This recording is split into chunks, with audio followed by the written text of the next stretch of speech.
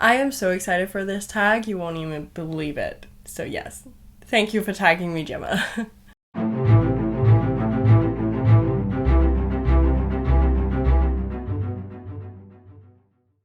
Hello and welcome to my channel, The Danish Readaholic. My name is Silke and today I will be doing the Contradictions Book Tag. I was tagged in this by Gemma over at Bookish Gems, so I'm gonna link her video down below. This tag is basically, as it says, like a contradictions book tag, so I think without further ado, let's just get into it because I'm excited. So the first prompt is, I love this genre, but I didn't like this book. I'm gonna go for Truth Witch. I was confused and I didn't understand it and I was not intrigued whatsoever. I've heard a lot of people say that this is a book that you should read twice before really understanding it and liking it, and I'm just not gonna do that.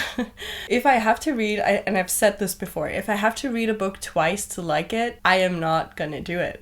I am not gonna do it. It's either gonna be something that I'm intrigued by at the first go, or it's just not for me. This was not for me, so this fits this prompt because this is a fantasy. I believe that it is actually a high fantasy. There's a lot of characters in this, and I think I was also kind of confused because it gave me Game of Thrones vibes in the sense of the amount of characters that I had to keep track on. And it was like when we had been introduced to a character once and we'd seen their name, that was enough. We wouldn't get like a little hint of who this person was when they were mentioned again.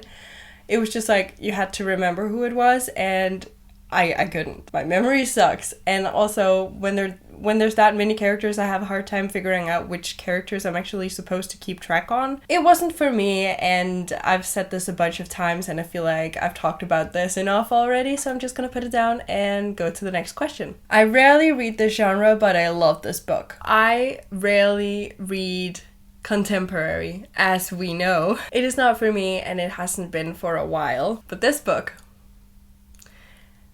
had me, and I cannot get rid of it for the life, I cannot. I have three young adult contemporary books left, and all of them have like a special place in my heart, either because of the author or because of who gave the book to me, but this one I am purely keeping because of the story itself. It is so beautiful. And I cried, then I watched the movie, and the movie is actually also, in my opinion, really, really well done, and it follows the book really, really well, so I'm happy with both the book and also the movie. So if you haven't read it or seen the movie, I would recommend. This is coming from a person who rarely reads contemporary and who tends not to like contemporary, so do with that what you will, but I recommend 5 Feet Apart by Rachel Lippincott and also the movie because both are really great in my opinion. Okay, so I had to quickly take a break because my neighbor was being really loud. He was speaking on the phone in the room, right next to my room, so it was really loud. We were at I love this trope, but I didn't like the book. I did like the book. I couldn't find anything where I had one of my favorite tropes present, but didn't like the book. So I'm gonna go for ACOTAR. And yes, this is very much a spoiler for my wrap-up, but some of the books on here will be a spoiler because they were the only ones that fit. So, enemies to lovers. In this first book, we follow Feyre, who is then taken prisoner, I guess, by Tamlin, and enemies to lovers. And I didn't like it. It was very fast-paced. Too fast-paced, in my opinion. And also, I kind of know what's gonna happen. Well, I don't know exactly what's gonna happen, but I know that we don't like Tamlin.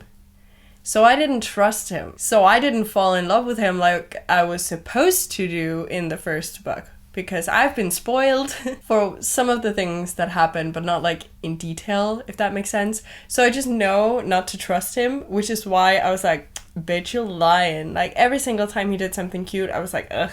So there's that, and I think that is what ruined the book a little bit for me because I didn't have all of these feelings that I was supposed to have about the characters in the first book, but also it happened so fast. I know that it's supposed to take place over a longer time, but the fact that it was so fast in the book, not for me. Even though I did like the book, this was the best that I could do because I yeah. Next up is I hate this trope, but I like the book. Actually love the book, but this one is gonna have to be a like as well.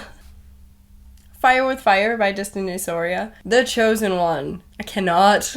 I hate that trope. I hate that trope. And this one was no different. I didn't like that part of it, but there was a bunch of other elements that made up for it. So I do really like the book. And there's probably also a lot of other books I have with the Chosen One trope where I actually do like them, but this was just the one that came to mind when I thought of that. And also the Chosen One is probably my least favorite trope. I take that back, miscommunication, but I don't really have any books with miscommunication that I love. I'm gonna go for Fire with Fire, the Chosen One trope, and also the fact that the Chosen One was like, no, I'm not gonna be this person, I don't want to be special, and everyone is like, but you are, so it was not it. It was just not it, but I did really like the book as a whole, so that is why I am putting this on this spot. And yes, this is also a spoiler for my wrap up, so sorry, not sorry. So the next two are kind of tricky for me. The first one is I love this author, but I didn't like the book. And for that, I chose The Ocean at the End of the Lane by Neil Gaiman. I don't love Neil Gaiman. I like his middle grade. Well, I don't know. I like Coraline. That's the only middle grade I've read. So I have a feeling that I'll like the middle grades. I don't like his adult. So that's why we're here. So I read Coraline first, and that was where I was like, oh my god, I love this. This is phenomenal, and I still think that. And then I decided to buy every single Neil Gaiman book that I could find. Hence why I have this and a couple others. I was just waiting to get through this book when I read it, and I finished it just because it wasn't that long. So that is why I actually finished it and didn't DNF it. I would have DNF'd if it wasn't this short. I previously disliked a book by this author, but I liked this book, or loved this book, but I liked it. This is going to be a strange one because I read both of these this month and I read them back to back. So I can actually show you the book that I didn't like, and that was this one called Ned Midnight by Peter Mauritzen. It's short stories. So there's that. Not going to talk about this because this is not the point of the question. Right after I read that, I read this one, Pendanetten, also by Peter Mauritzen. And I really liked this one. All of the stories had something special going on, and I really, really liked it. This is going to go for that question. I'm going to talk more about it in my wrap-up, maybe. Next up, we have I love this cover, but I didn't like the book. I could have gone with the Truth Witch. I could have also gone with either of these two, but I actually ended up going for Forrest of Souls by Laurie M. Lee. It just wasn't for me, and I love this cover. It is stunning. I love the font. I love the way that it looks. I like her expression, and I like the character design. It is not too realistic, but it is a little bit closer to the realistic side. I just did not care for the book. I cannot tell you what it's about because I don't remember. There's nothing. This is the one that I'm choosing for. I like the cover, but I didn't like the book. The final question. I didn't like the cover, but I like the book. It's not that I hate it.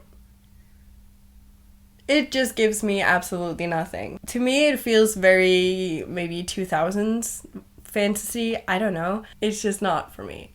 I don't like it. And I'm not the biggest fan of the font. But I really did like the book. It was very, very great and definitely surprised me because I do judge a book by its cover and I shouldn't, I know, but I do.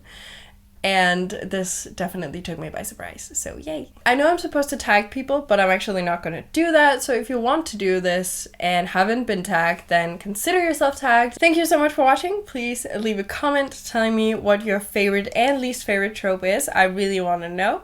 If you want to let me know that you're here but don't know what to comment, you can always leave a green heart. If you like this video, please hit the like icon, and if you want to see more of my bookish content, please consider hitting that subscribe button. It will mean the world to me. And until I see you next time, bye!